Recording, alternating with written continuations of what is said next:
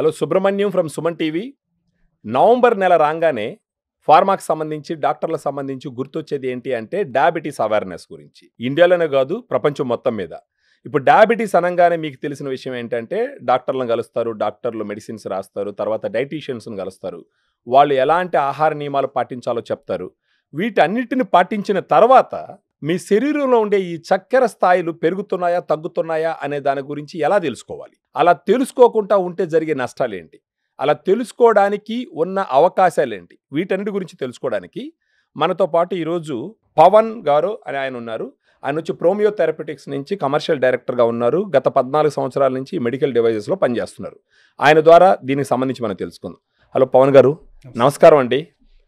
సుమన్ టీవీకి ఈరోజు రావడం మాకు చాలా సంతోషంగా ఉంది. Thank you very much. మీతో ఫస్ట్ అడిగే క్వశ్చన్ ఏంటంటే, మీరు మెడికల్ డివైజెస్లో 14 సంవత్సరాల నుంచి పనిచేస్తున్నారు. ఈ డయాబెటీస్ సంబంధించి గ్లూకోజ్ లెవెల్ తగ్గుతున్నాయా లేదా పెరుగుతున్నాయా అనే దాని గురించి తెలుసుకోవాల్సిన ఆవశ్యకత ఏంటి? తర్వాత అలా తెలుసుకోవడానికి మనకున్న డివైజెస్ అవైలబిలిటీ ఏంటి? వీటి గురించి కొంచెం చెప్పండి. డయాబెటీస్ గురించి మనం డిస్కస్ చేసుకున్నప్పుడు ప్రతి ఒక్కరికి వాళ్ళ ఒక్కసారి డయాబెటీస్లోకి ఎంటర్ అయిన తర్వాత వాళ్ళ గ్లూకోజ్ లెవెల్, ఫాస్టింగ్ ఎంత ఉన్నాయి, పోస్ట్ మీల్ ఎంత ఉన్నాయి, ఎస్పెషల్లీ ఇన్సులిన్ తీసుకునే వాళ్ళకి, whoever is and the insulin therapy, వాళ్ళకి మీకు డయాబెటీస్ లెవెల్ పీరియాడికల్గా మానిటర్ చేసుకోవడం అనేది mandatory. Fortunately or unfortunately we are called as diabetes capital of the world.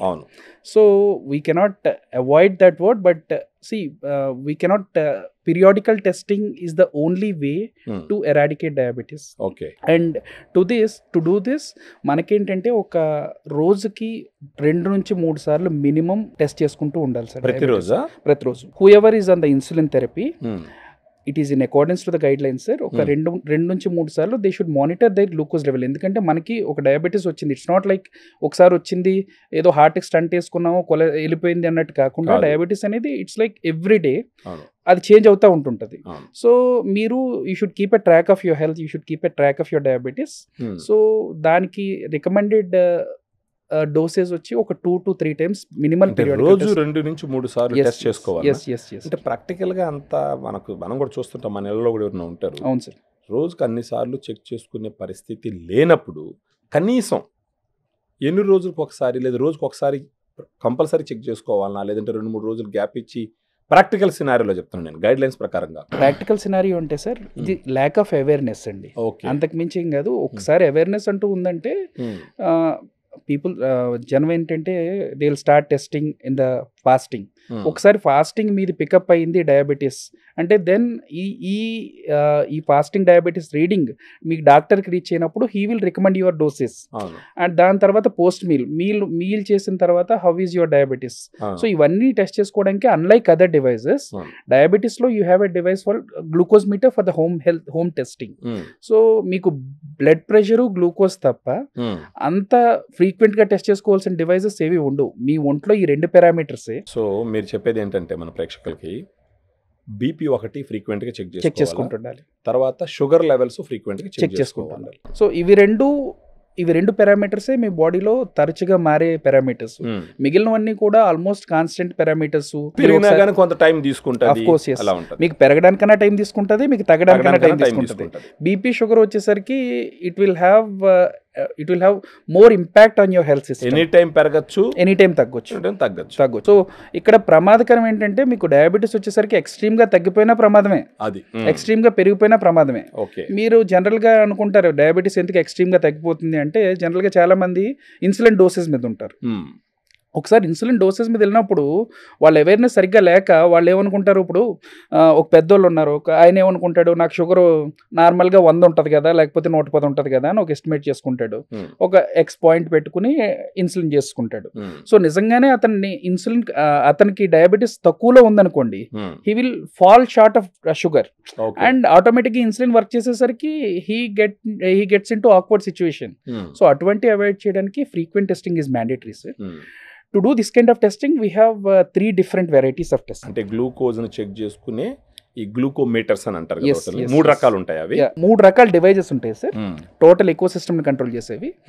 So first one వచ్చి నాన్ ఇన్వేసివ్ మెథడ్ అంటాం. అంటే గుచ్చకుంటా. నాన్ ఇన్వేసివ్ అంటే అసలు మీకు ఒంట్లో ప్రిక్ కానీ ఎక్కడ ఏమీ లేకుండా చాలా కంపెనీస్ ప్రపంచంలో చాలా companies they were aggressively working on this particular thing. But as of today అంత క్లినికల్ సిగ్నిఫికెన్స్ ఉన్న నాన్ ఇన్వేసివ్ గ్లూకోజ్ మీటర్ ఇంతవరకు తయారు చేయలేకపోయారు. But of course top notch companies నుంచి చిన్న చిన్న స్టార్టప్స్ వరకు ఎవ్రీ వన్ ఈస్ ఫోకసింగ్. మనకు కూడా ఒక హైదరాబాద్ బేస్డ్ స్టార్ట్అప్ ఉంది.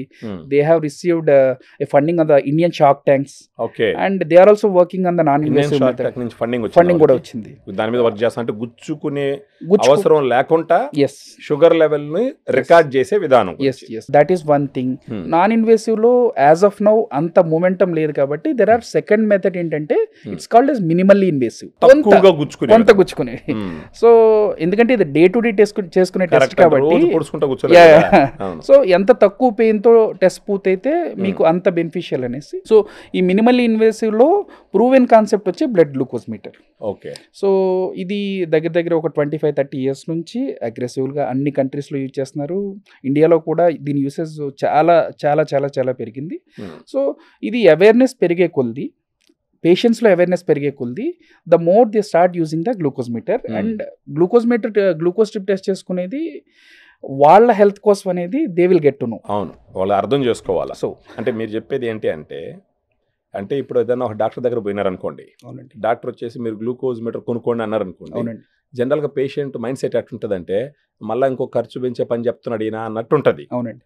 అలా కాకుండా మీరు చెప్పిన మాట ప్రకారం డయాబెటీస్ వచ్చిన ప్రతి ఒక్కరూ ఎలాగైతే వాళ్ళ టాబ్లెట్స్ కంపల్సరీ కొనుక్కొని రోజు వేసుకుంటారో అదే విధంగా ప్రతి ఒక్కరి ఇంట్లో ఒక గ్లూకోమీటర్ ఉండాలి అని మీరు అంటారు. సో ఎక్కడ డయాబెటీస్ పేషెంట్ ఉన్నాడో అక్కడ గ్లూకోజ్ మీటర్ మానిటరింగ్ ఉండాలి, కంపల్సరీ ఉండాలి. సో యాజ్ ఆఫ్ నౌ ఈ మినిమల్ ఇన్వేసివ్ లో దెర్ ఇస్ వన్ మోర్ కొత్త కాన్సెప్ట్ ఇంకొకటి వచ్చింది సార్, దాన్ని కంటిన్యూస్ గ్లూకోజ్ మీటర్ అంటారు.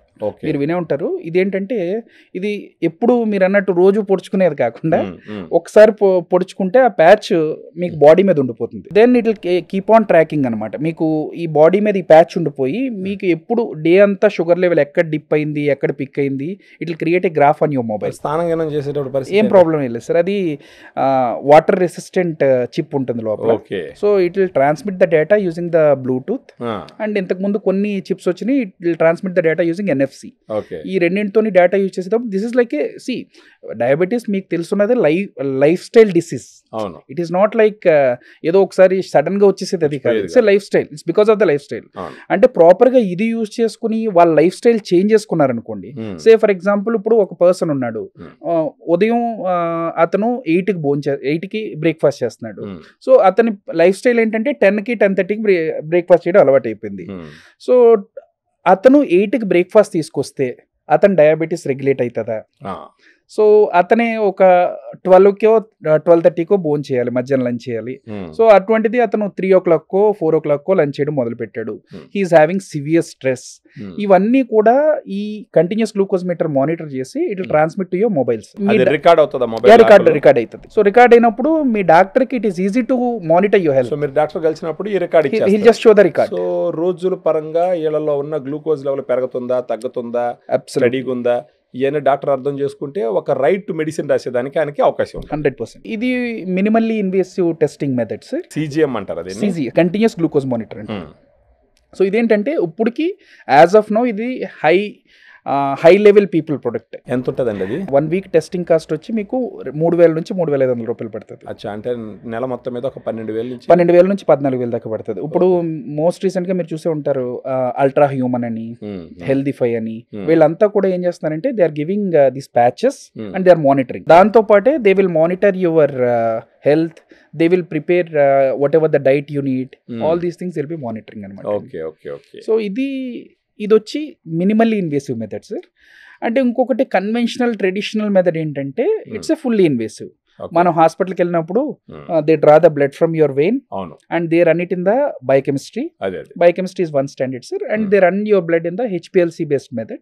Same pathology lab devices ఉంటాయి, they run that your blood samples in those devices and that will give the result. These three are the current available methods. ఇప్పుడు దీంట్లో జనరల్గా 15,000 పెట్టుకోలేని వాళ్ళకి sir ఈ minimally invasive అంటే ఇంట్లోనే పొడుచుకొని తీసుకొని ఆ మీటర్లో పెట్టుకొని చూసుకునేది కరెక్ట్ అంటారా? నెలకు 15,000 రూపాయలు భరించుకోగలిగిన వాళ్ళకి ఈ CGM continuous glucose monitor correct అంటారు. సో ఇప్పుడు ఒకవేళ వీళ్ళు వాటిని వాళ్ళ వాళ్ళ శరీరంలో ఉండే గ్లూకోజ్ లెవెల్స్ చెక్ చేసుకోవట్లేదు. అవునండి. వాళ్ళు ఏంటంటే డాక్టర్లు టాబ్లెట్స్ రాసేసినారు అనుకుంటారు. అవునండి. ఖచ్చితంగా టాబ్లెట్ పనిచేస్తాయి, కానీ ఆహారపు అలవాట్లు డైటీషియన్ చెప్పినట్టు పర్ఫెక్ట్గా మనం ఫాలో అయ్యే అవకాశాలు కొంచెం తక్కువ. అవునండి. అక్కడక్కడ టెంప్ట్ అయ్యి కొంచెం ఎక్కువ తింటాము, అవును. లేదా స్వీట్స్ తింటాము, అలాంటివి ఉంటాయి. Yes.